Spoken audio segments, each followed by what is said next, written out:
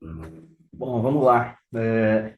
Nós convidamos todos aí para esse bate-papo sobre um tema tão importante, tão caro para nós, que é essa mudança que está batendo na nossa porta aí, né? Já está sendo prometido isso já há algum tempo, né? E agora é uma realidade aí, o PL 1087 aí de 2025, ele trata da tributação de lucro e dividendo, principalmente nosso tema aqui, né? Ele veio na esteira ali da isenção da chamada isenção do imposto de renda de quem ganha até R$ 5.000 e trouxe o contrapeso aqui para os lucros e dividendos, né? E é preciso olhar para isso com bastante zelo, porque tem algumas situações, ao estudar ali o projeto de lei, primeiro que ele é um projeto de lei que já, do jeito que ele saiu da mão do Executivo, ele passou ali na Câmara dos Deputados, no Senado Federal, não teve nenhuma alteração, e ele está no ponto agora de aguardando sanção do Executivo. Como foi um processo que saiu da mão do Executivo, tal qual está o texto, dificilmente não vai ser sancionado, né? Algumas situações ali que o próprio Conselho Federal de Contabilidade colocou na mesa sobre algumas particularidades ali que está trazendo esse texto, né? Mas ainda sem qualquer perspectiva de que mude algo. Então, como foi o executivo que propôs, passou no Congresso do jeito que veio o texto, nós estamos esperando que a qualquer momento esse projeto seja sancionado e passe a valer como lei ali a partir já da imediata gravação lá no Diário Oficial, né? Publicação no Diário Oficial. Então, nós vamos trazer aqui de uma maneira geral a visão do que é esse projeto de lei, onde é que ele está mexendo, como é que a gente tem que se deparar com a situação aqui, o que é que a gente pode fazer para melhorar um pouco o impacto, né? Quais são as alternativas. E o objetivo desse bate-papo aqui, até para não tornar um evento tão longo, cansativo, é que a gente traga os principais insights das mudanças e tratemos isso pessoalmente com os impactos individuais aí, para a gente entrar no mérito mesmo do que é a alternativa que temos aí individualmente com nossos clientes e aí a gente conseguir lograr êxito aí em relação a ter o menor impacto possível na nossa cadeia. Então, eu vou começar a fazer a apresentação, vou passar aqui umas telas e a gente vai debatendo um pouco, vou falar um pouco sobre esse movimento aqui. E ali no QIA ali, vocês podem colocar ali as dúvidas que tem, as perguntas, porque em seguida, depois da apresentação aqui, as perguntas que estiverem ali, a gente vai procurar respondê-las, né? E se não tiver resposta agora, a gente oportunamente vai compartilhar a resposta com todos aí. Então vamos lá. Então, PL 1087 2025, né? O que que esse cara vai trazer de novidade para nós aí? Deixa eu só passar essa tela para frente aqui, porque aí, que é o PL 1087. O que que ele modifica? Ele modifica as regras do imposto de renda da pessoa física, altera a tributação sobre lucros e dividendos. Vocês estão. Mudou minha tela aí para vocês ou não? Ah, Mudou mudou. sim. Estava demorando para carregar. Então, ele traz ali a modificação na regra do IRPF, né? Altera a tributação sobre lucro e dividendo e traz a figura que estava sendo tão prometida, que é a tributação das altas rendas, né? Algumas outras particularidades aí sobre sócio de empresa residente no exterior, algumas coisas que eu nem coloquei aqui no mérito, porque eu acho que a gente pode tratar esse tipo de tema na especificidade de cada empresa, porque é algo que traria mais desdobramento aqui, e meu foco aqui, às vezes, é falar desse movimento onde está mais geral para todos nós aqui, que somos residentes aqui no Brasil mesmo, né? E depois a gente trata essa situação na particularidade. Então, vou abordar aqui esses três tópicos principais e a gente vai, em seguida, mostrando algumas situações aqui para esclarecendo os impactos.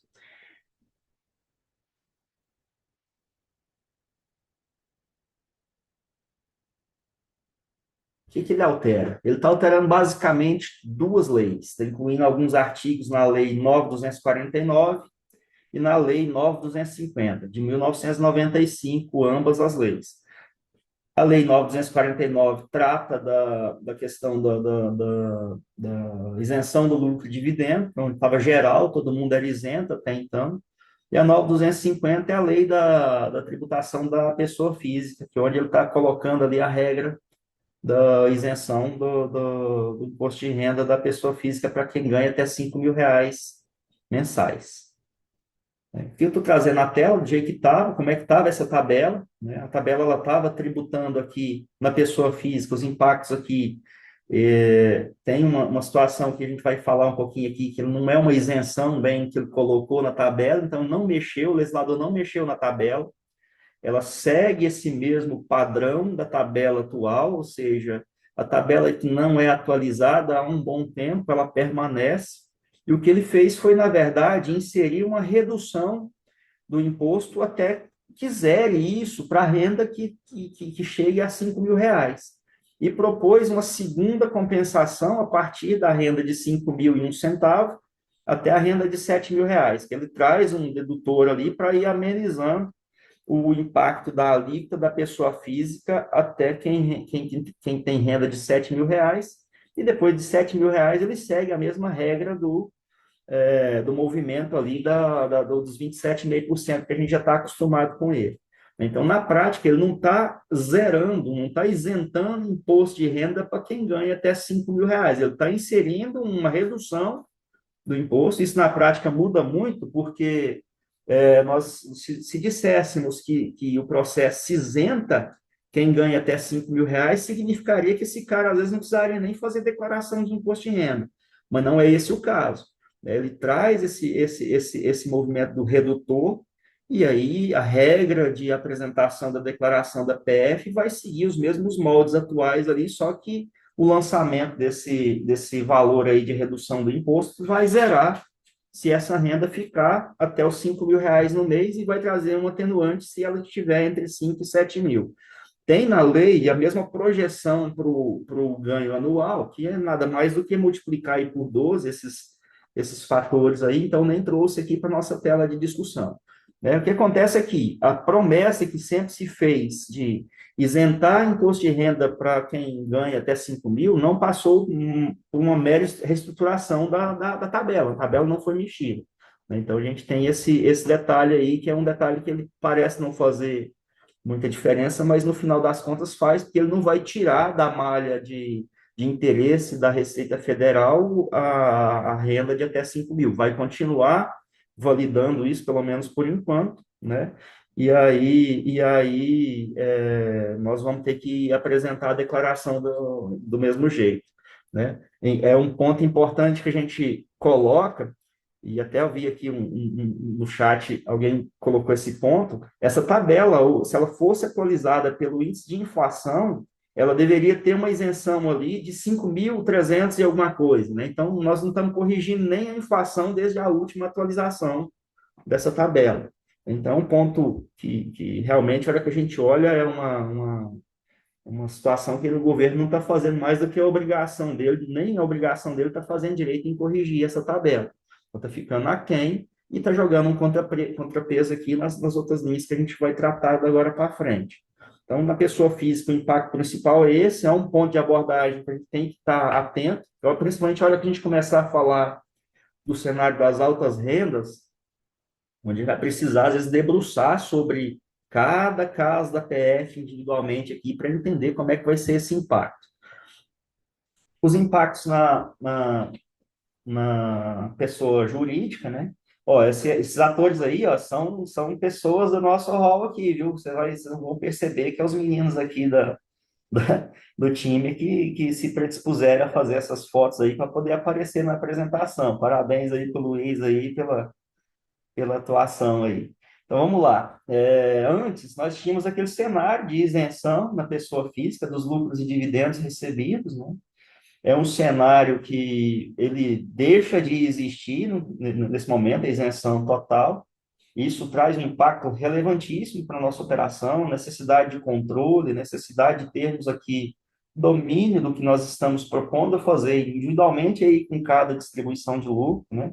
Então, antigamente a gente tinha aquela premissa do seguinte, olha, não, minha empresa ela vai faturar, vou tirar ali um prolabore de salário mínimo e vou tirar o resto como lucro e dividendo. Então, funcionava muito bem, tínhamos essa possibilidade, e essa brincadeira agora aqui traz uma necessidade de um olhar diferente para essa estrutura, né? A gente tem que ficar muito atento a esse cenário. Então, o antes era isenção total na pessoa física, então qualquer lucro e dividendo que a empresa pagava para o sócio, ela era isenta, né? E agora ele tem a proposta dentro do PL 1087 de tributar de forma progressiva, né? Além de trazer uma obrigatoriedade ali da empresa fazer, inclusive, retenção de imposto de renda na fonte sobre a distribuição que foi realizada naquele mês específico. Então, se ela tiver acima do valor dos 50 mil reais ali, que é o ponto de partida, não só há incidência de imposto, como há a obrigatoriedade da empresa reter esse IR e depois jogar lá para a declaração da pessoa física o ajuste ali, tal qual faz hoje, na retenção na fonte ali com o trabalho CLT, né? Significa que o governo aqui na prática ele está buscando antecipar algum recurso na mão dele e depois lá na frente ele vai ver se devolve ou não devolve todo ou parte daquele valor que foi retido na fonte. Então, é um cenário aí de bastante importância. Um ponto importantíssimo aqui, que é bom a gente frisar, a Simples Nacional, ela está dentro desse processo, então tinha muito aquela preocupação, será que vai isentar lucro e dividendo do Simples Nacional? A resposta é não. Ele trouxe ali uma base de cálculo acima de 50 mil, independente do regime tributário que a empresa tenha. Então, se ela é um simples, se é um presumido, se é um lucro real, é indiferente para esse montante aqui, porque está olhando mais no valor da distribuição e não no regime tributário. Uma particularidade da Simples Nacional é que na regulamentação do Simples Nacional tem uma previsão de não obrigar o Simples Nacional a reter o imposto de renda. Que isso, na prática, traz um efeito reverso aqui para o empresário que é um Simples Nacional e que retira um lucro acima de 50 mil, porque na prática não haverá retenção na fonte no mês a mês, mas vai acumular o impacto que vai desaguar lá na declaração da pessoa física. Pode ser que ele tenha um complemento de imposto relevante na hora de fazer a declaração da pessoa física. É um ponto que a gente tem que ter no radar aqui, porque a decisão de fazer o movimento, qualquer que seja o movimento que a gente vai estruturar para trazer alguma correção aqui, passa por essa análise aí de não haver a retenção, a obrigação de retenção na Simples Nacional. Pode ser que ele traga um impacto mais agressivo ali no final das contas. Nós temos aqui uma simulação, para vocês entenderem um pouquinho como é que está ficando esse processo aqui na prática, né?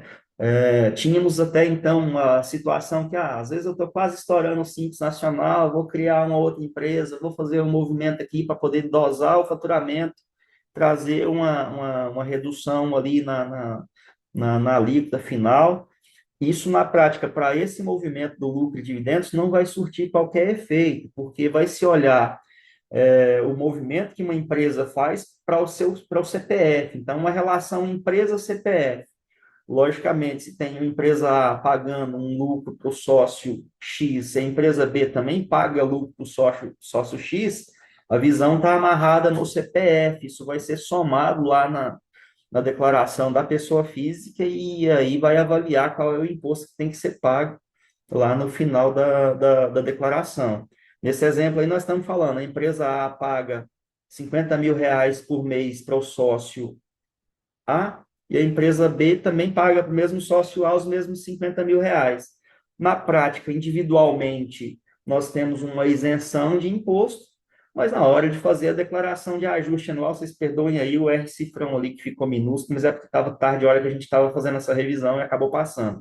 Então vai chegar lá os 100 mil reais na conta no final lá do mês, e esses 100 mil, ele sim deveria ser tributado numa alíquota ali que está já na alíquota full ali, que é 10%. Então, na prática, se esse cara recebe 50 mil por mês de cada uma das empresas, não haverá qualquer movimento de retenção na fonte, não haverá qualquer sinalização das empresas que existe um imposto a pagar ali sobre o lucro e dividendo, mas lá no final da declaração anual vai aparecer 1.200.000 de lucro distribuído, e esse 1.200.000 é a base de cálculo ali que vai ser tributado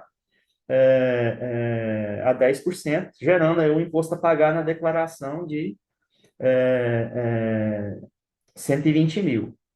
Vocês o Luiz colocou um ponto que não está vendo a tela, vocês estão vendo? Tem mais alguém que não tá vendo a minha tela apresentada? E tá normal.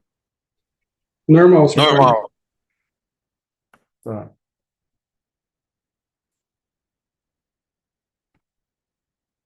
Luiz, às vezes, alguma tela aí que você tem que clicar para ver, vê se você consegue aí, se sinaliza para nós se deu certo, fazendo um favor. De toda forma, nós vamos compartilhar esse material em seguida, você vai ter acesso à tela também, mas é bom se você conseguisse visualizar. Aqui, a gente já traz alguma sinalização do que a gente espera na nossa operação com vocês aí, que são os clientes da base, né? Como é que nós estamos programando a gestão desse processo todo. Nós estamos com um prazo extremamente apertado, e é um prazo que, inclusive, é o ponto de questionamento do próprio Conselho Federal de Contabilidade, né? Que a norma trouxe ali algo que é impossível na prática da contabilidade fazer. Ela quer que a gente sinalize os lucros de 2025 para tirar o acumulado até 31/12 dessa regra, ou seja, deixar isso, mesmo que distribuído em momento futuro, fora dessa base de cálculo, consequentemente mantendo a isenção. Só que ele trouxe ali alguma coisa que é impossível fazer, que é exatamente apurar um lucro e dividendo, registrar uma ata até 31/12 de 2025. Isso está escrito na norma, né? Então, nós precisamos fazer um processo de apuração, identificar como é que isso vai funcionar, ter uma carta de decisão do Conselho de Administração da empresa, inclusive com a previsão de registro dessa ata decisória na junta comercial para resguardar o sócio, e assim a gente tirar os lucros e dividendos apurados até 31/12 de 2025 da regra de cálculo, porque nem toda empresa vai ter disponibilidade de caixa para distribuir tudo dentro do exercício fiscal agora, né? Então, algum residual que ficar, desde que a gente tenha sinalizado ali que o Conselho de Administração decidiu distribuir os lucros todos até 2025, num cronograma específico, definido nessa ata também, é o primeiro requisito para a gente tentar não deixar os lucros e dividendos de períodos anteriores entrarem nessa regra de tributação. Então, um desafio para nós aqui, a gente vai ter que, até que se consiga assim, sensibilizar o legislador de que não é algo fácil de fazer, nem é dentro da norma contábil aqui, nem é possível fazer isso, né?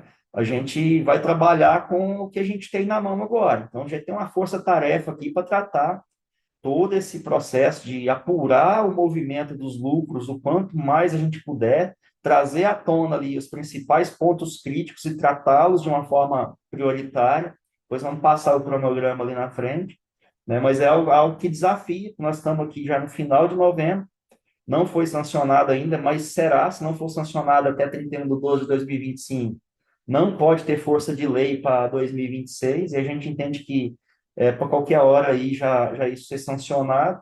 Nós estamos trabalhando já na estratégia aqui para não deixar nenhuma perna sem visitar, nenhum processo sem fazer, para não deixar vocês aí desacobertados em relação ao que a lei pede para a gente isentar esses lucros até 31 de 12 de 2025. Então, o que a gente precisa? Ó, de desafios ainda para dentro de 2025. Isso aqui nós temos que visitar cada um de vocês aqui na estrutura de apuração. Vou lhe dar os lucros acumulados aí de exercícios anteriores até o 31/12 de 2025, e que lucro cada empresa tem, qual a disponibilidade de distribuição, se não tiver disponibilidade de distribuição, criar um cronograma com cada conselho de administração da empresa ou consórcio administrador, mostrando ali que a gente quer e pretende distribuir esses lucros assim que a empresa tiver caixa, né? E essa previsão na lei está dizendo que a gente tem até 2028 para distribuir todos esses lucros e aí conseguir isentá-los, desde que a gente siga essas normas que a gente menciona aqui, né? E aí vamos nos organizando para atender a demanda. regularizar a escrituração, isso aqui é importantíssimo. Sempre tivemos aquela situação de que a minha empresa é um simples nacional, eu gasto coisas com a empresa, não pego nota, não tem esse movimento de zelo com estruturar todos os gastos.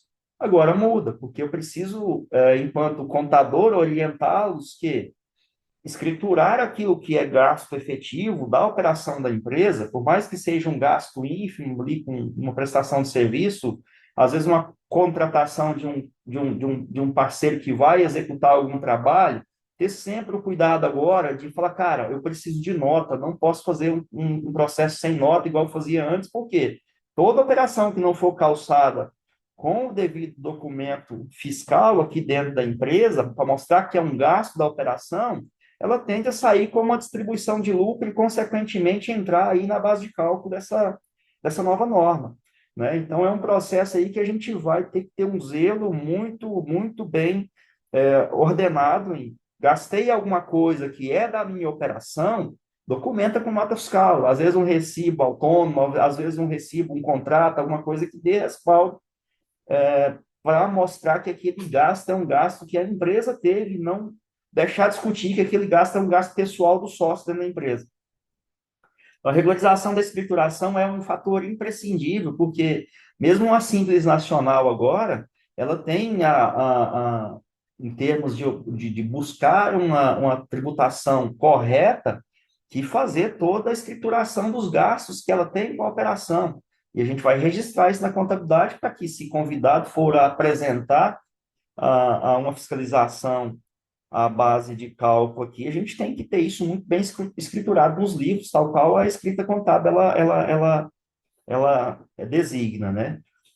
Planejar a distribuição. Vamos dizer, às vezes você tem um mês ali que bombou o movimento da empresa, vai aquele mês dar um lucro de 50 mil ou mais, planejar, saber que às vezes, não vou distribuir tudo agora, às vezes eu vou esperar, porque tem uma sazonalidade ali no decorrer do ano, que tende a dar uma queda no movimento, a gente organizar e planejar isso para evitar exatamente aquela retenção na fonte, que a retenção na fonte é 10% independente do valor. Então, 50 mil e um centavo vai reter 5 mil reais ali na fonte, é um DARFzinho que você tem que recolher, e depois você vai poder pegar para trás só se houver alguma previsão de restituição lá na declaração do ano seguinte.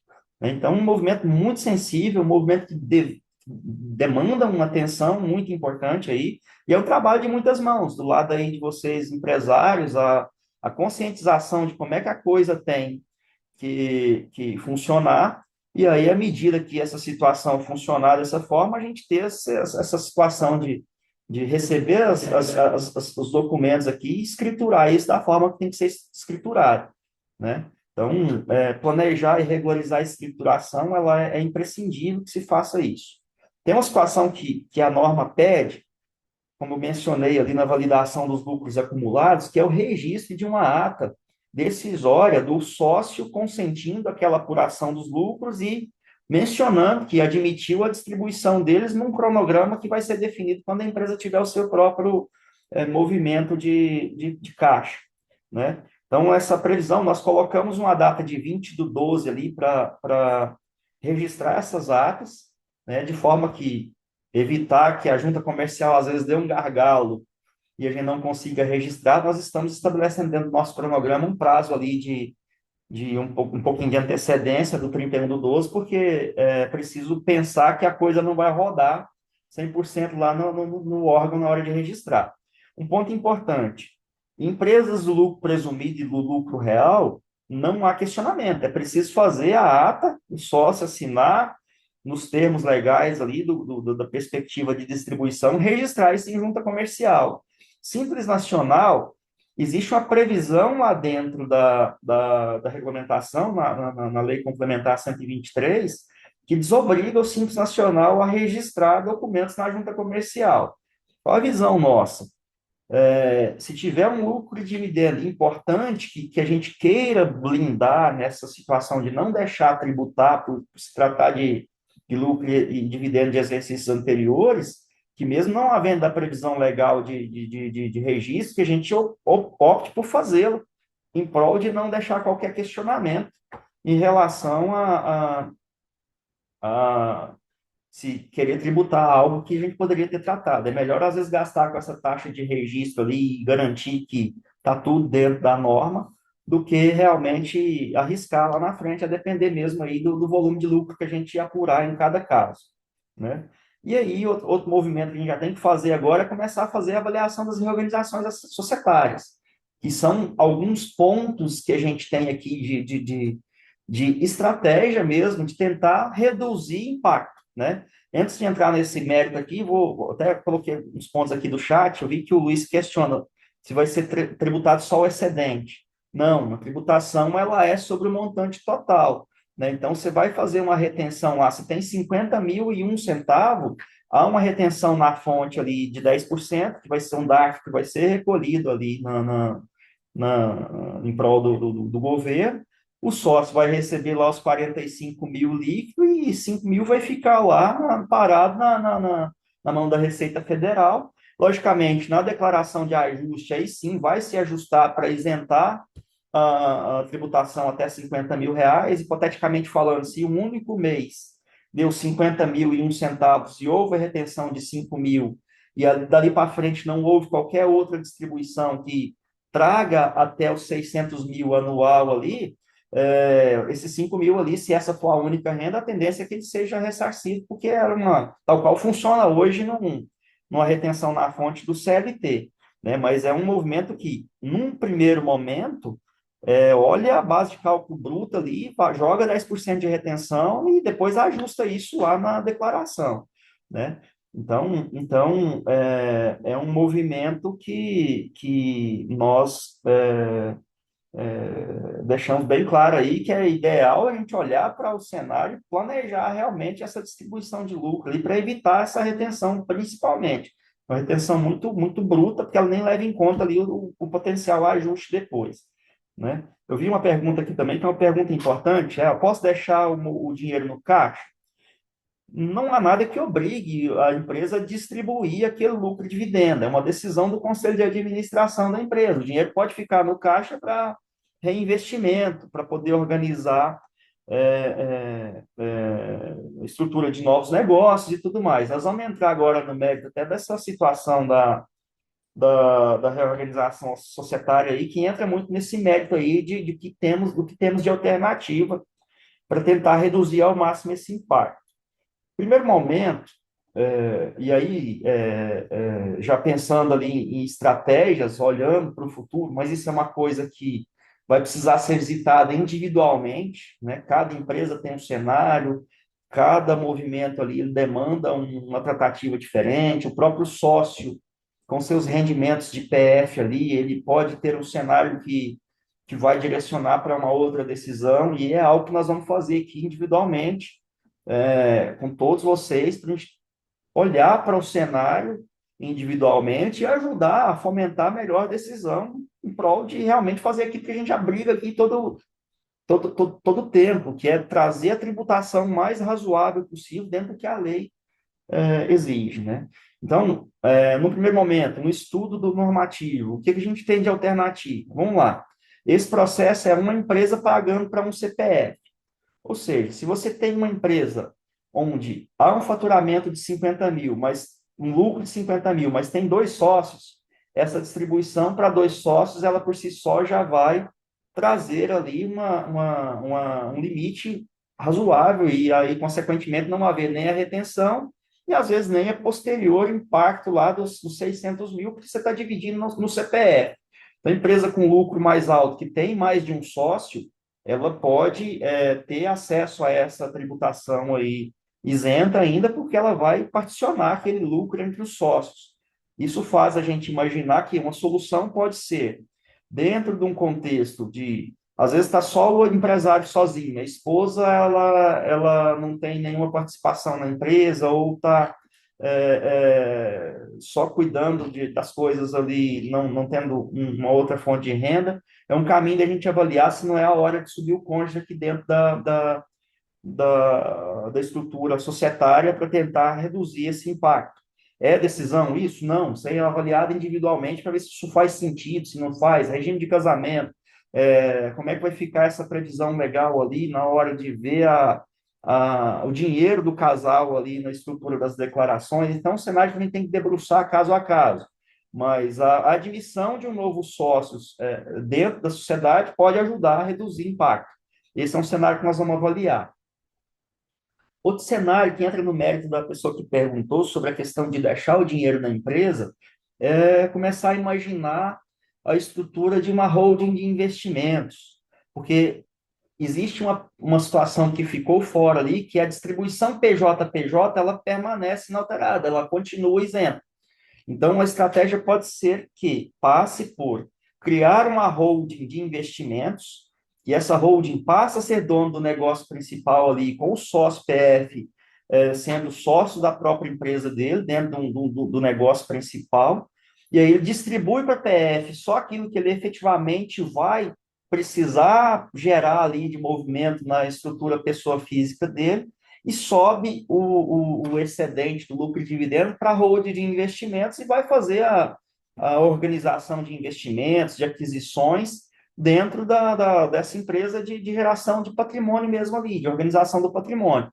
Isso faz um efeito positivo nessa regra desse movimento, faz outro efeito positivo na questão sucessória, que veio a febre aí das holdings aí nos últimos anos, com essa pegada de planejamento sucessório, de simplificar processo de inventário, de blindar patrimônio, de ter essa coisa no domínio ali de um CNPJ e não na pessoa física, igual a gente sempre tratava.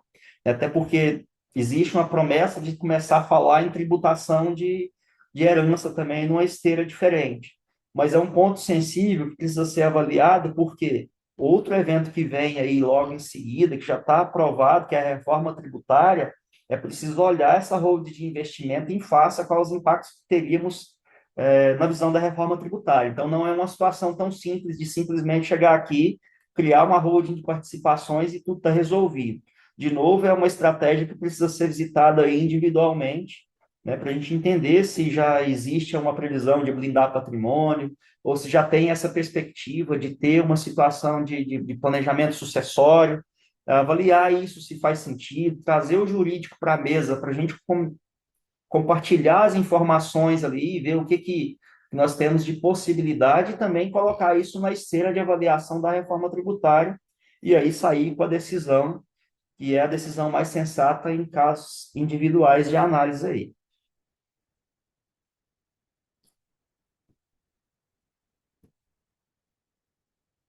Ó, estratégia para reduzir o impacto. Isso aqui nós estamos falando, ali nós falávamos daqueles itens que a gente tem que tratar para ontem, é uma coisa que a gente tem que olhar ainda dentro de 2025. Para 2026, já na esteira de avaliação, é reestruturar a Prolabore. Ora, nós temos agora uma isenção de até R$ 5.000, uma redução de imposto até R$ 5.000. Principalmente as empresas que tinham aquela situação de se preocupar com a questão do fator R e algumas coisas ali, a gente pode usar isso em favor de ter um Prolabore no nível um pouco mais alto, uma contribuição previdenciária ali, que pese dizer que o INSS está numa situação bem delicada em relação a ter uma previsibilidade ali de retorno, mas às vezes pode ser um fator de decisão de ter um direito adquirido, eu já vou dar um passo maior, organizar esse Prolabore e avaliar os impactos que esse Prolabore teria ali de levar o patamar um pouco mais alto, porque às vezes você está fazendo hoje de salário mínimo, aumentando um pouco a questão ali da seguridade, principalmente ali a seguridade social, que funciona bem, às vezes um afastamento temporário da função, para isso até que ele funciona bem. A aposentadoria que a gente fica com o pé atrás. Mas é uma situação da gente olhar para esse Prolabore com um detalhe, um olhar diferente do que a gente olhava, ver os detalhes que a gente pode aproveitar em relação a isso e planejar isso na esteira do tempo. Planejar a distribuição ao longo do ano, aquele ponto que a gente falava, estruturar ali para ver como é que nós vamos organizar essa divisão, né? Até então, pegávamos ali todo o faturamento, tirou as despesas, apurou o lucro no mês, não tem mais despesa para vir, o sócio atendia a distribuir isso, até porque as aplicações, os movimentos de investimento na PF, eles têm um atrativo maior ali do que você fazer isso na PJ. né? Eu penso aqui, até compartilhei isso com alguns contatos bancários que a gente tem, e a percepção deles é mais ou menos a mesma minha. A gente acredita que esse cenário do sócio, às vezes, não tirar esse dinheiro para a pessoa física, ele vai trazer, às vezes, uma oportunidade de ofertarem investimentos mais atrativos na PJ. Porque se ele vai ficar parado lá na conta da PJ, às vezes, esperando um investimento, pode ser que o setor bancário ele traga algumas situações aí diferentes do que a gente tem hoje, né, vislumbrando até fazer esse dinheiro render na conta da própria empresa, né? A gente hoje é muito carente em relação a isso. Então, nossa percepção ela é compartilhada de alguns contatos de bancos, principalmente setor financeiro aqui, alguns contatos que pensam mais ou menos dessa mesma forma, né? A realização das simulações personalizadas é o que a gente tem batido na tecla e a gente vai tentar organizar isso agora para que a gente possa ter a qualidade de análise aí individualmente. Nós vamos priorizar algumas situações que elas estão mais graves ali, mais urgentes em relação a tratativas, mas é, a ideia é que a gente tenha um planejamento individual aqui com cada um de vocês, a gente entender qual alternativa nós temos, como é que vai se estruturar isso individualmente com cada empresa que nos deu aqui a oportunidade de cuidar desse processo. É papel nosso estar junto com vocês aí nessa empreitada. Revisar regime tributário, né, aquilo que a gente falou ali de criar uma roda de participação, às vezes é um cenário de abdicar de Simples Nacional, ver que impacto isso vai dar, como é que vai ser essa situação, caso a caso também, né? E estruturar uma contabilidade completa e organizada, vai muito naquela linha do que eu tinha falado no slide anterior ali, agora é um processo de realmente organizar a vida dos gastos, ter o documento que comprove que gasto foi aquele, fazendo sentido para a operação da empresa, esses gastos documentados, eles vão explicitar o que é o lucro efetivo que vai ser distribuído para o sócio, sem deixar cair na base de cálculo da pessoa física ali, algo que não é lucro, né? Que foi um gasto que você fez ali, que você não conseguiu documentar ele. É imprescindível a gente fazer isso, né? Esse movimento aqui agora de preocupar com a entrega que cada um de vocês vai fazer para nós ali mensalmente, né? Hoje a gente tem muita dificuldade, às vezes até assim, a gente pede aqui numa rotina mensal que enviem para nós o extrato da conta da empresa, que envie para nós ali as notas fiscais de aquisições, de gastos que teve na empresa, e até então isso não trazia tanto reflexo, às vezes passava na correria ali, não fazia, e não tinha tanto reflexo, porque o lucro e dividendo ali estava isento. Agora não, o cenário mudou. É o cenário da gente se organizar para documentar aquilo que é gasto da empresa mesmo e separar isso para não deixar realmente a gente tributar algo a mais aí dentro do movimento que não faça sentido e não seja realmente, naturalmente, lucro e dividendo distribuído. Né? Então, vai ter cenário aqui que não vai ter jeito de sair? Vai, a gente não pode chegar aqui e falar, não, vamos fazer um movimento aqui milagroso que nós vamos achar, reinventar a roda e vamos não deixar tributar. Entrou naquela esteira ali, não tem muito o que fazer, a gente tem que planejar antes que entre. Né? Então, cuidar disso é imprescindível. Eu sei que às vezes é chato ficar subindo documento ali, um robô que tem que ir um a um. Nós estamos trabalhando aqui também numa forma de melhorar isso, porque às vezes vocês gravem isso num diretório, a gente consiga consumir isso de uma forma mais tranquila, né, para não ficar tendo aquela perda de tempo de ficar subindo documento a documento. Né? Então, nós estamos trabalhando aí para ter alguma forma de buscar isso de um movimento único ali, para pegar tudo que você gravou dentro de um diretório específico, que a gente combinou ele em comum ali, a gente está trabalhando para isso. É imprescindível já começar o 2026 já organizando isso. Eu diria até antes. Você tem ali fornecedores, prestadores de serviços que são recorrentes na empresa, já começa a ligar o sinal de alerta desde já, fala, cara, se você não tem ali uma condição de me dar uma nota, agora eu não posso, eu vou te pagar só quando você me der a nota.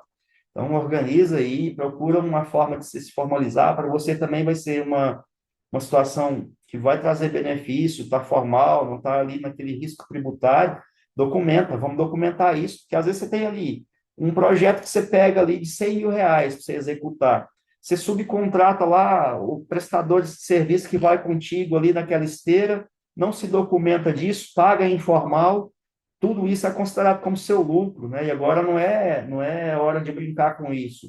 Cada um faz o que cabe ali, emite sua notinha ali, emite um recibo, a gente documenta isso na empresa para que efetivamente apuremos o lucro que realmente desceu para o bolso do sócio efetivamente, né? Então é um cenário de muito, muito cuidado. Isso vai passar, o sucesso da gente conseguir otimizar esses gastos novos, ninguém estava esperando aí um custo de 10% aí na operação, aí, do jeito que está sendo desenhado, né? Então, para a gente otimizar isso aí ao máximo, esses movimentos aqui são imprescindíveis e a gente vai estar junto aí para realmente tentar otimizar ao máximo individualmente aí cada etapa desse processo.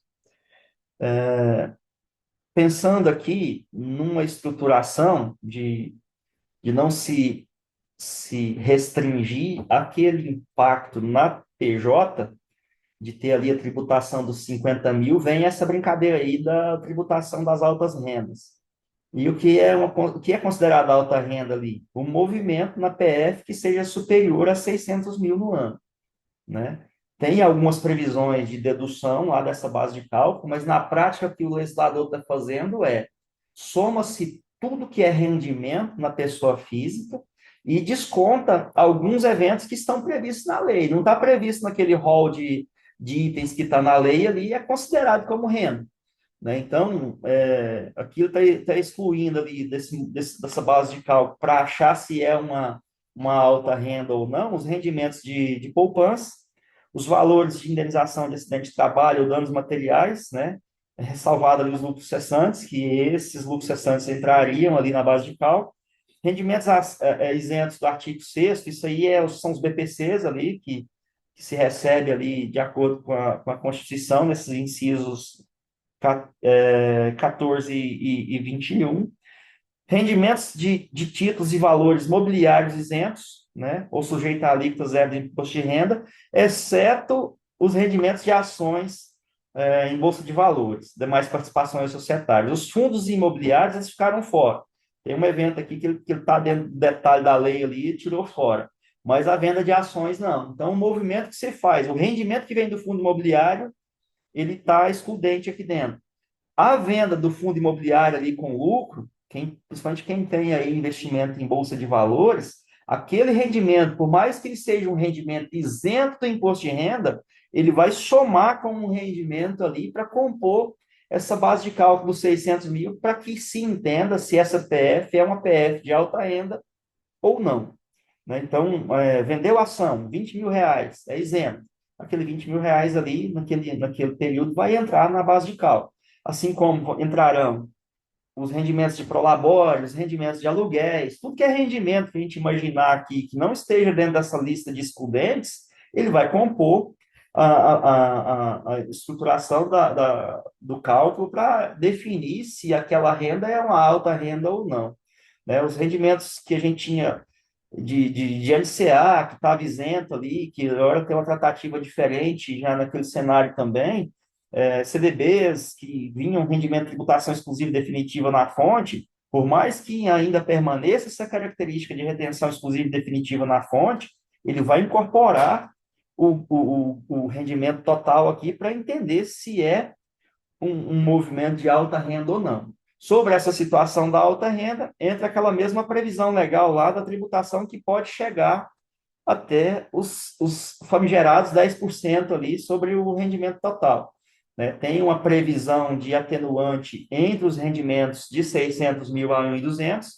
que é uma formulinha que ele dá, uma equação aí que até eu apresento aí no final desse slide, que vai ser um movimento de cálculo para enxergar ali o incidente em cima daquele rendimento que está de 600 mil e um centavo até 1.199.999,99, né? A partir de 1.200, 10% cheio. Existe um outro movimento lá na lei que eu nem ousei trazer para cá, porque ele é extremamente complexo, que é a aplicação de um redutor que é previsto lá na regulamentação, para evitar que, ao somar a tributação de IR, PF, da alta renda, mais o que esse sócio já pagou de IRPJ na sua empresa, tem uma previsão lá para que isso não extrapole a alíquota nominal do IRPJ, que é 34% na maioria dos movimentos de empresa. Algumas empresas, principalmente no mercado financeiro, elas têm uma previsão de 40%, mas a movimentação das empresas convencionais, que mais no nosso caso aqui, ela é prevista nessa alíquota nominal de 34%.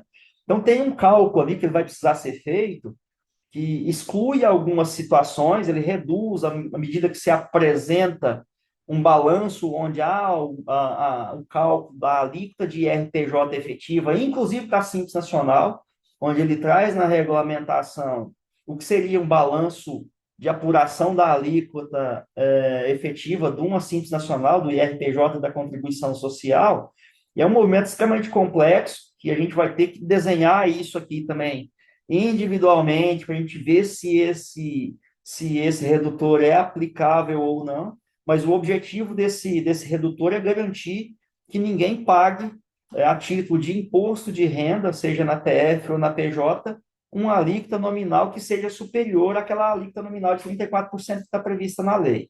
E aí a gente precisa aqui, do nosso lado, estruturar uma forma de conferir isso, porque a Receita Federal ela vai trazer naquela pré-preenchida dela ali o cálculo que ela admite ser o cálculo correto.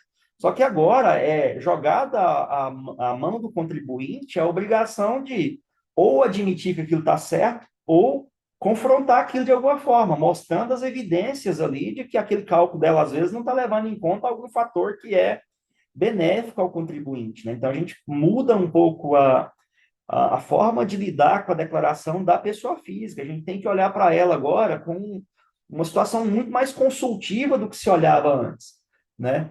Até então, tem contadores aí, eu tenho colegas que às vezes abraçam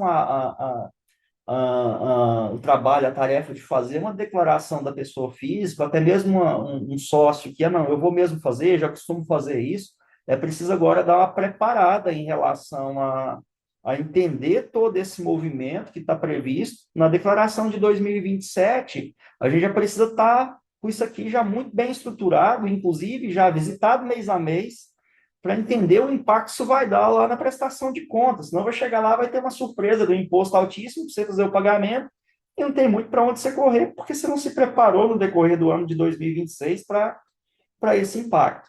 Então, muda um pouco a figura de como fazer uma declaração de imposto de renda, principalmente se tivermos o caso em que a renda total ali, ela esteja acima desse movimento dos 600 mil.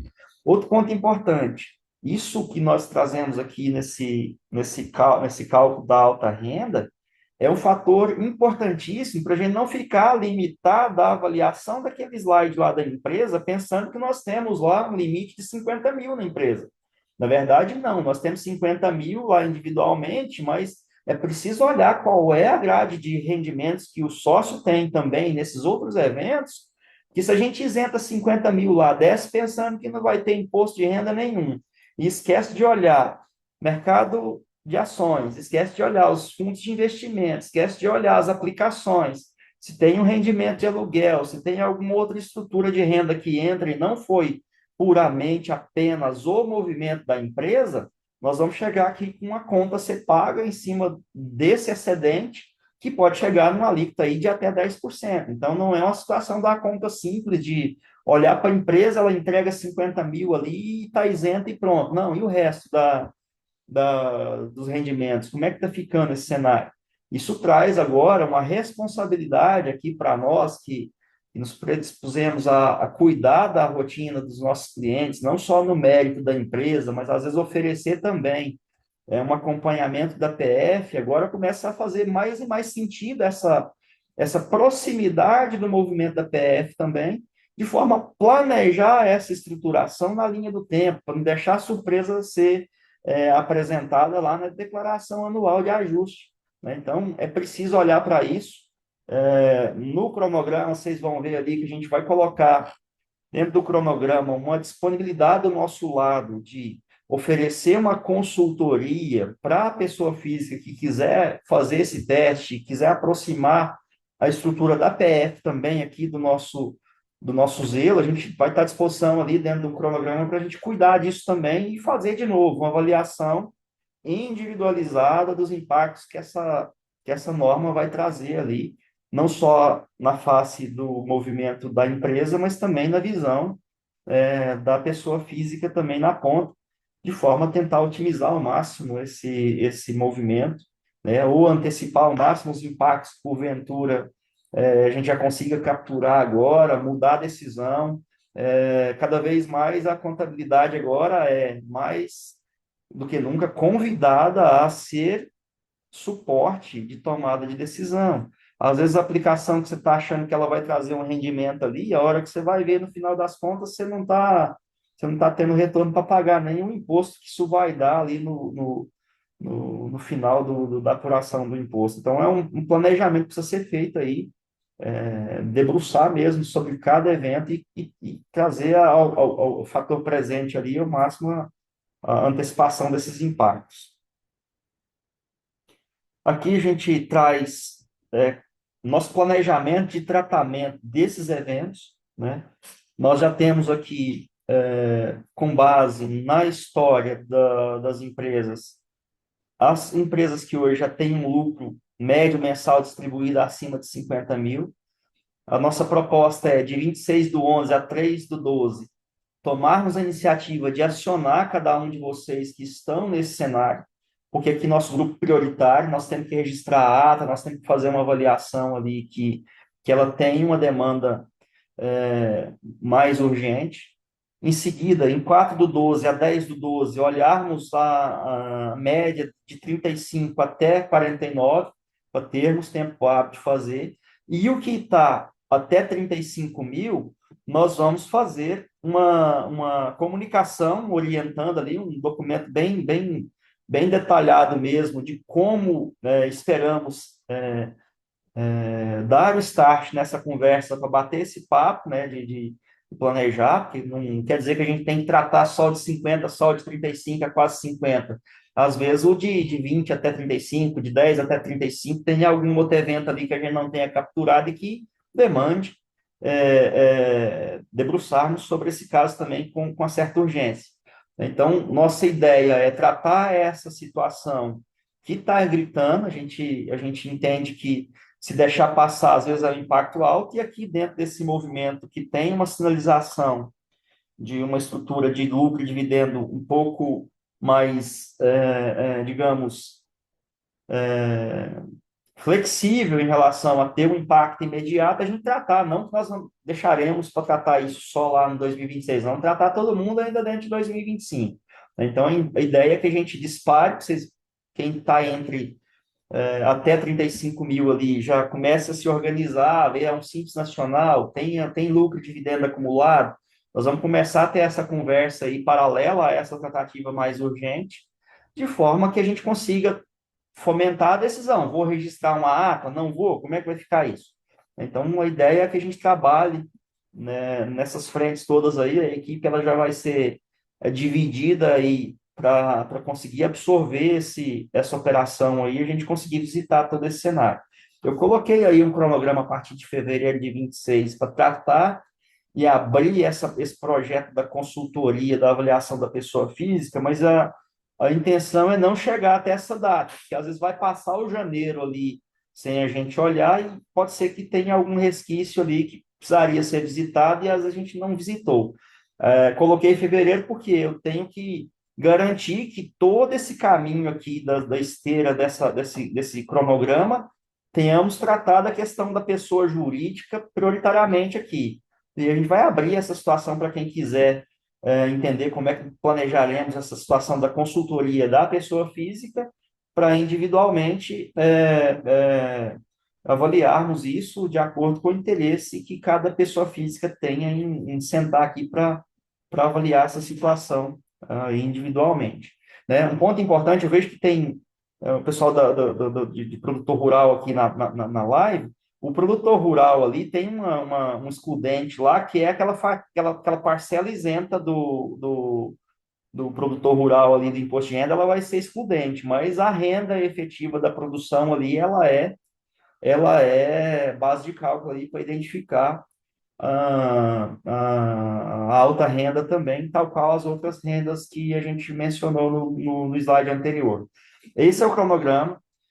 Já dia 26, faremos os primeiros contatos ali com as empresas que a gente já tem a percepção da história, sinalizar uma distribuição de lucro acima de 50 mil, trataremos esse ponto individualmente, depois partiremos para as de 35 até 49. Já fiquem atentos aí ao nosso meio de comunicação lá do aplicativo ou do e-mail sobre esse comunicado com as orientações para todo mundo ali, né? E aí, o que a gente pede às vezes, um pouco de paciência de todo mundo aí, porque é um processo que, para nós aqui, ele foi algo que veio numa esteira de uma urgência que a gente não esperava, mas nós vamos atender todo mundo dentro do prazo, a gente não quer deixar ninguém de fora aí da avaliação que a gente pretende fazer com todos. Às vezes você vai mandar uma mensagem lá no aplicativo, às vezes vai demorar, não é porque o processo não foi deixado de lado, não, é porque tem alguém que vai debruçar sobre aquele assunto, depois tem que voltar, às vezes, comigo, com as lideranças ali para validar como é que está aquela situação e a gente estruturar o planejamento individual para essa faixa de lucros aí também. Deixa eu ver se tem nada. Não tem mais nenhuma coisa, deixei aí nossos contatos, né?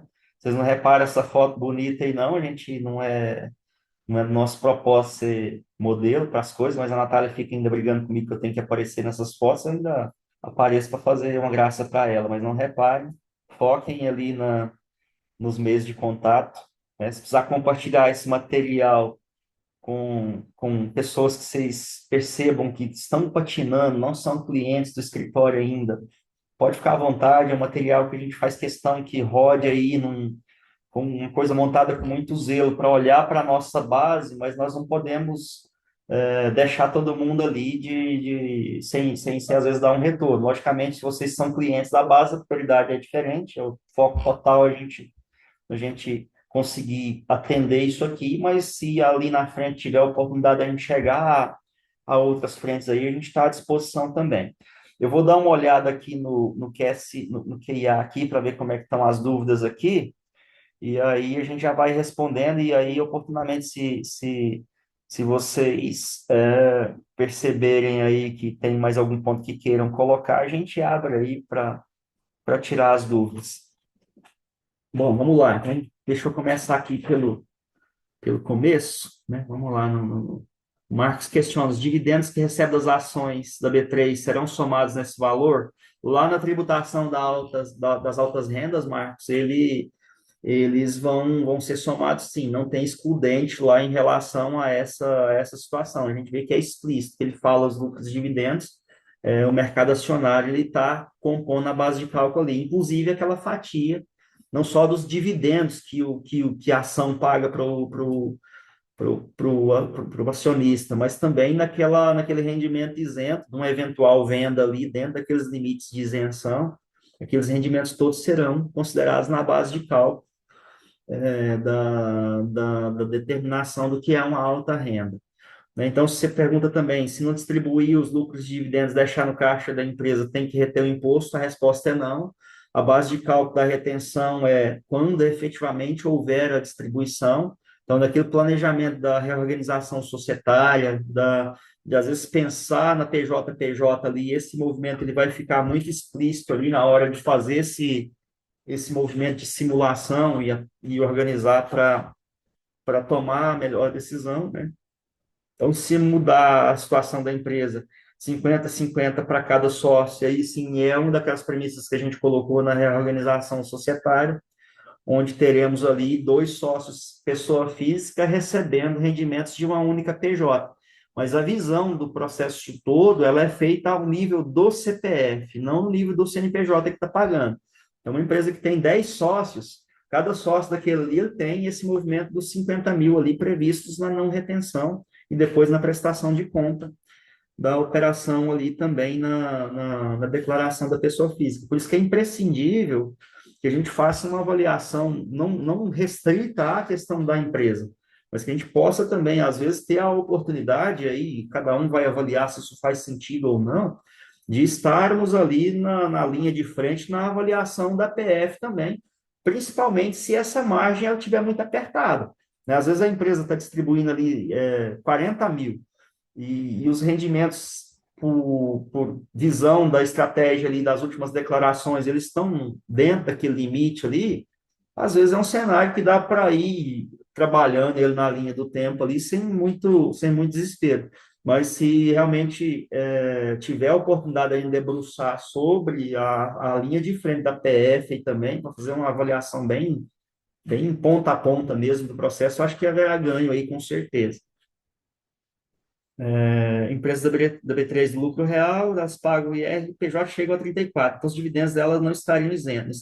Nesse cenário aqui, aquela revisão do redutor é para que nada exceda os 34 da alíquota nominal, né? Então, é um cenário que individualmente vai ter que ser visitado, montada a estrutura de todos os rendimentos possíveis ali daquela PF naquele período, e aí o ideal é olhando isso mês a mês, passa a mudar a estratégia de fazer declaração uma vez no ano, e a gente tem que começar a olhar para isso, às vezes, no movimento mês a mês ali, entender como é que essa coisa vai se comportar para tentar antecipar ao máximo, né? E aí, como novidade também, tem um software que nós estamos acabando de implementar, que ele vai trazer essa possibilidade da PF começar a imputar os dados no dia a dia, ali dentro de uma estrutura nossa, para a gente começar a já preparar todo o processo da declaração da pessoa física. Isso deve entrar no ar agora, no dezembro, para que a gente entre em 2026 já com esse software à disposição aí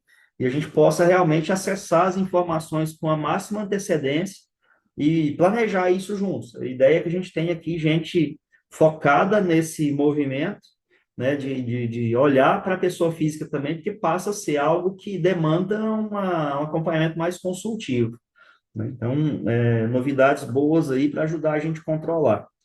O critério da receita para priorização das empresas serão os últimos 12 meses. Priorização, aqui, Luiz, se você puder dar uma esclarecida no que nessa sua dúvida, porque não entendi muito bem a situação da priorização que você coloca. Se você puder complementar aí. Posso interromper aqui, então? Claro, Você claro. você mostrou ali que você segmentou as empresas que vão ser atendidas primeiro em função da urgência.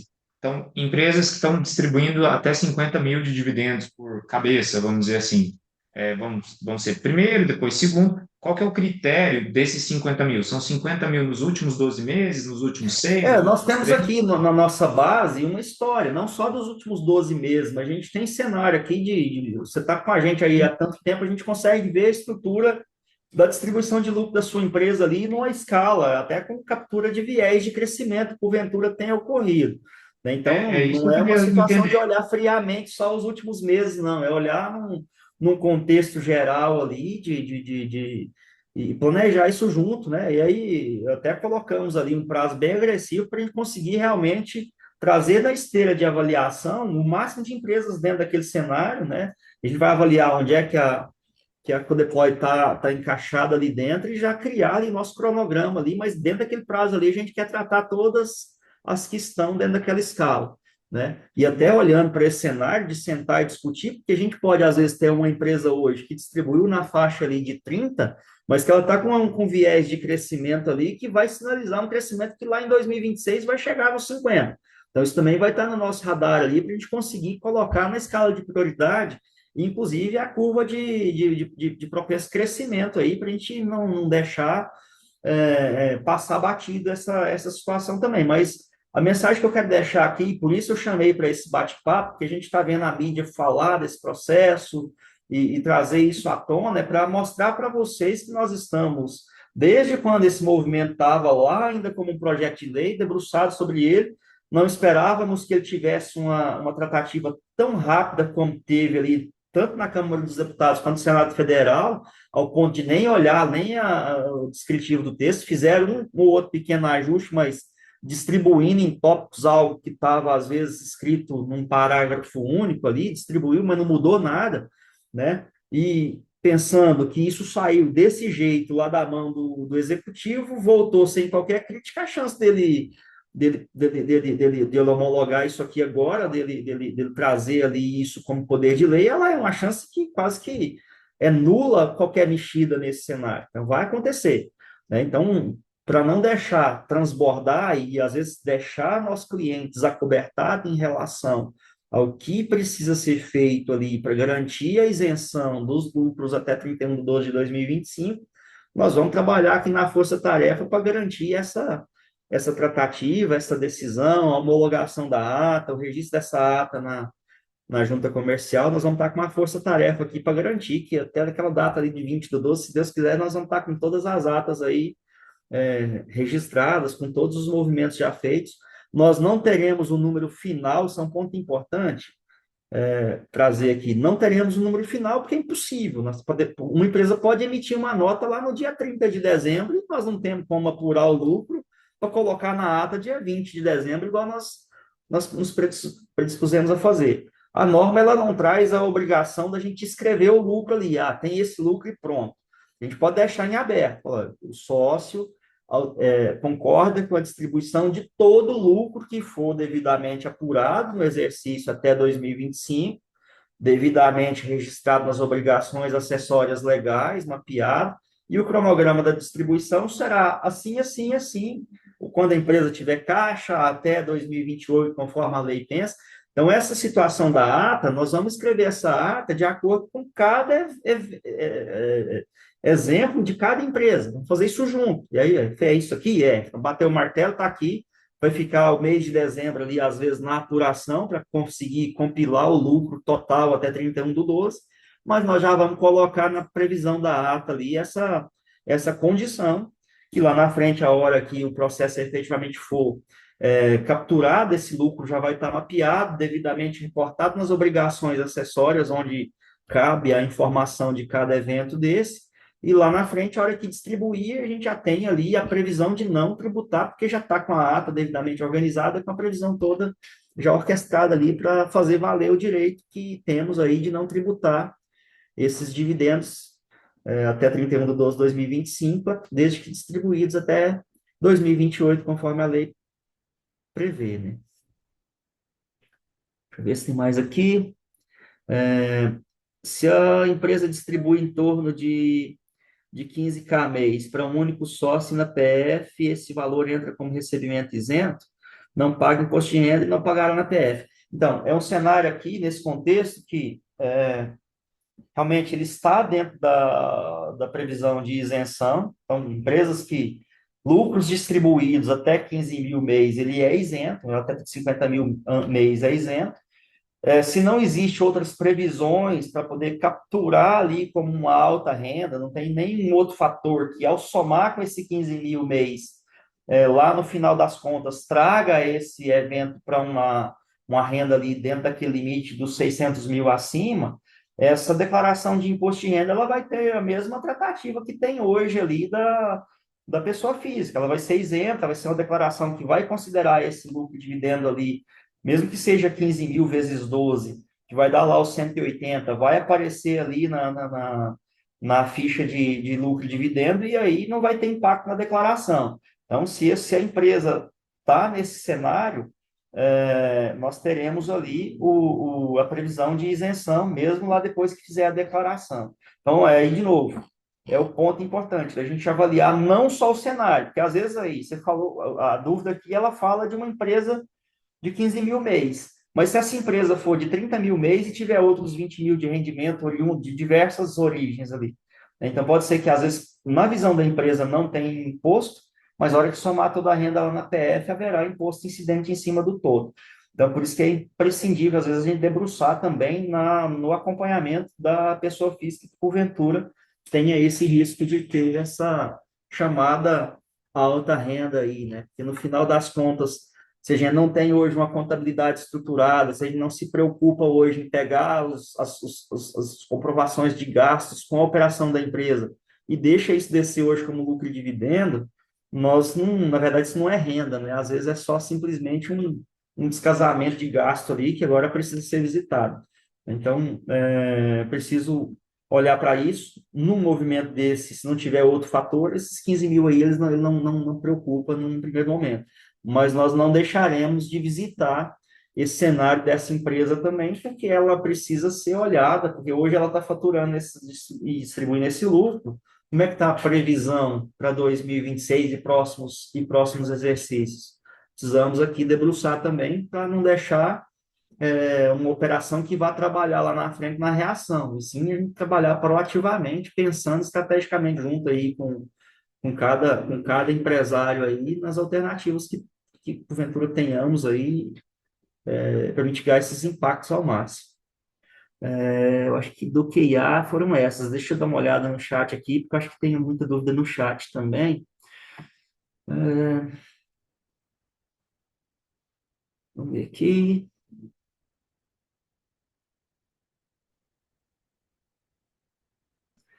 Vem uma pergunta aqui do Miller, que fala na situação de quem retira 50 mil. Acho que, não sei, Miller, você ainda tem essa dúvida, porque ele passou depois que você mandou ali mais algumas outras frentes aí, né? Então, na prática, não pode ficar restrito ao movimento de pensar apenas na empresa, mas sim numa avaliação mais criteriosa, né? Num evento ali que, às vezes, tem um recebimento daquele rendimento recebido acumuladamente lá, que ele nem olhava para aquilo com muita ênfase, né? Então, é um cenário que se recebe uma bolada lá que vem de outros exercícios, aquilo não está fora do patamar ali do legislador, não. A gente tem que olhar para isso com muito cuidado. Então, tem outra pergunta aqui, se a regra é 50 mil ao mês ou ao ano. Na verdade, 50 mil ao mês. Nós falamos aí de um impacto de um movimento de 600 mil ano, né? 1.200.000 acima, 10% na veia, de 600 até 1.200.000, essa alíquota ela vai subir gradativamente ali, conforme aquela equação que a gente mencionou ali anteriormente, né?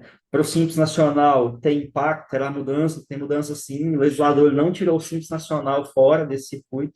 Algumas coisas a gente imaginava, como é que vai fazer para saber qual é o lucro e dividendo efetivo que um Simples Nacional gerou, se nem hoje obrigação acessória para demonstrar isso tem, né? Mas na prática está previsto na lei também, uma DREzinha ali do que ele vai admitir como dedução ali para apuração daquela alíquota efetiva do IR, a fim de mapear se há ou não algum redutor a ser aplicado ali na compensação da TF. Então, ele já traz isso, olha para a Simples Nacional sem distinção.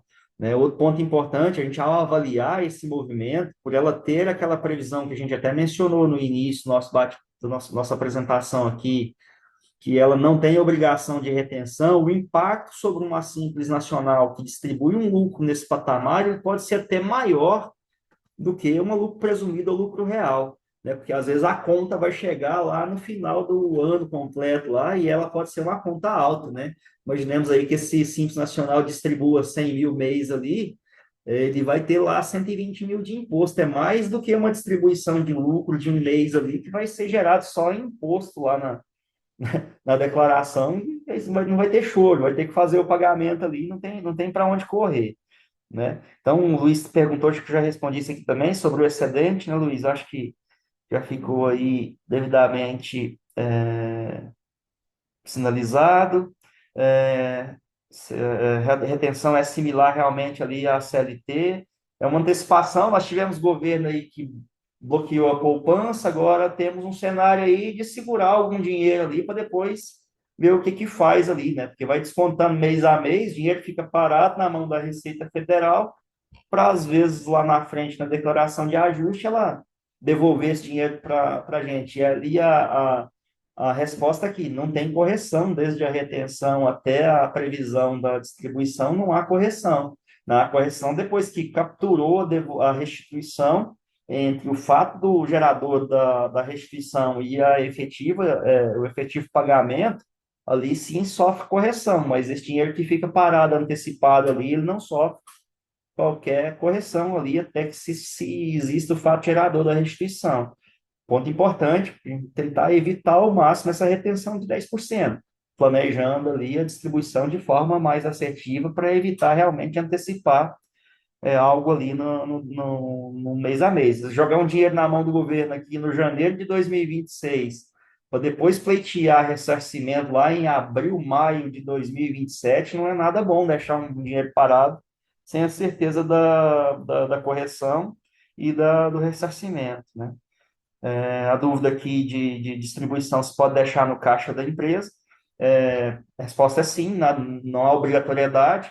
Logicamente, vai chegar uma hora que essa coisa vai inflar ali dentro, por isso que a gente pensa, às vezes, na holding de participações ali, para que ela possa, a empresa, fazer a gestão desse dinheiro, que é dinheiro de investimento mesmo, e não é dinheiro que você vai usar ali para reserva pessoal, não é dinheiro que você vai usar para gasto na pessoa física, pensar nisso estrategicamente faz sentido. A perspectiva ali de que os bancos eles comecem a ofertar alguma linha de investimento que dê uma remuneração melhor para a empresa do que temos hoje, né? Hoje é muito mais atrativo fazer na PF do que na PJ. A gente tem a intenção que a gente imagina aí que eles tenham aí algo de uma oferta melhor na PJ, né? É, como fazer a distribuição para não pagar os 10%? É um cenário aqui que, do jeito que as coisas estão desenhadas, ou planeja fazendo um movimento de reorganização societária, às vezes, planejar essa distribuição, de tentar capturar aquilo que é efetivamente gasto da empresa para reduzir esse impacto no lucro que vai ser distribuído. Fora isso, não existe aqui previsão para tal, né? Nós estamos passando por um cenário de extremo controle, né? Está ficando cada vez mais difícil fazer um movimento que não tenha um risco tão alto de tomar uma decisão dessa, né? Então, realmente é preciso agora começar a visitar, dentro do que a norma traz, quais são as possibilidades para evitar ao máximo o impacto, mas se houver algum impacto, que ele seja o menor possível. Mas isentar ali e não pagar os 10% ali é um desafio. E tem a previsão legal lá dentro da norma também para que esses valores eles sofram as devidas correções, mas, de novo, no cenário que a gente vive hoje, nada garante que isso vai realmente acontecer. Nada impede que a gente tenha esses valores aí fixados, nesses patamares aí previstos, e que eles caiam no limbo, igual caiu ali a tabela progressiva do imposto de renda da pessoa física.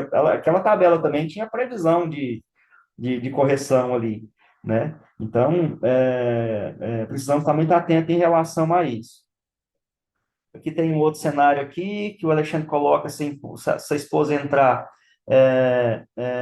se é necessário que ela receba todo mês na distribuição. A gente pode, às vezes, no cenário de se avaliar o seu caso aí, Alexandre, pessoalmente, para a gente entender os montantes envolvidos ali, porque aí, às vezes, vai ter cenário, que vai ter situações com certeza onde, por exemplo, você é o sócio majoritário, é o sócio único da empresa hoje. Então, você recebe tudo aquilo de lucro e dividendo. Normalmente, as aplicações elas são feitas todas no seu nome.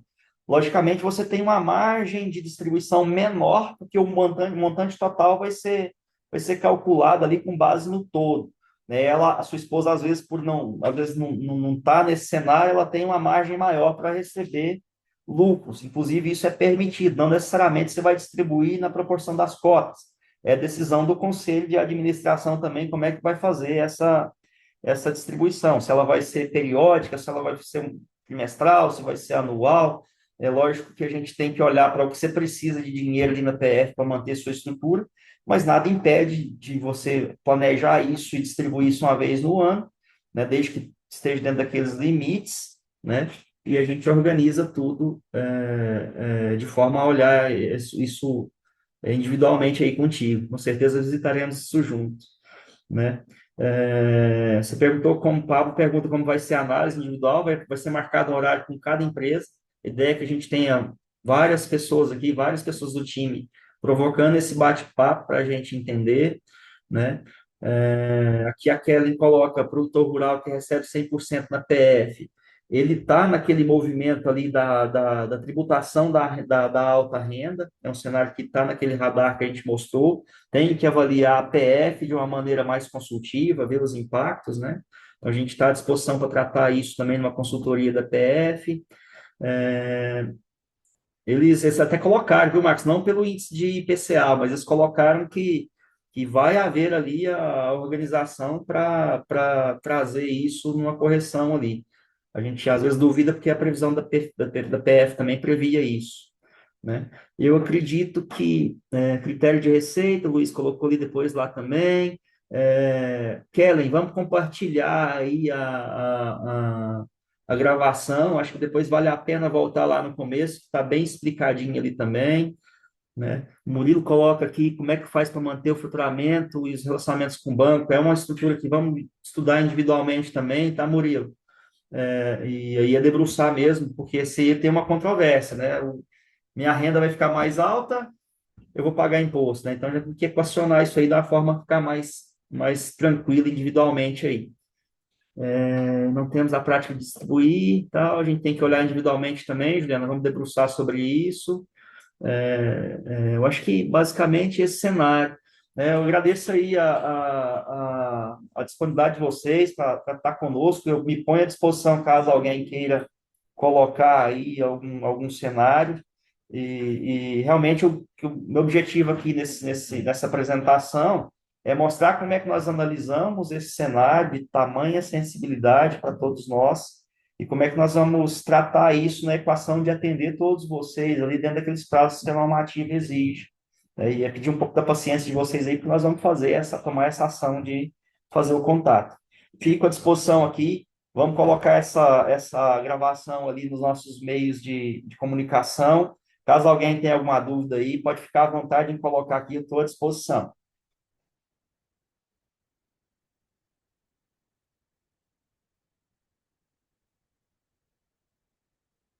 Então, acho que entendo que está tudo sanado. Vamos à disposição. Agradeço aí imensamente aí cada um que esteve aqui conosco aqui. Um abraço para vocês. Vamos para cima. Logo nós faremos mais eventos como esse. Um abraço aí.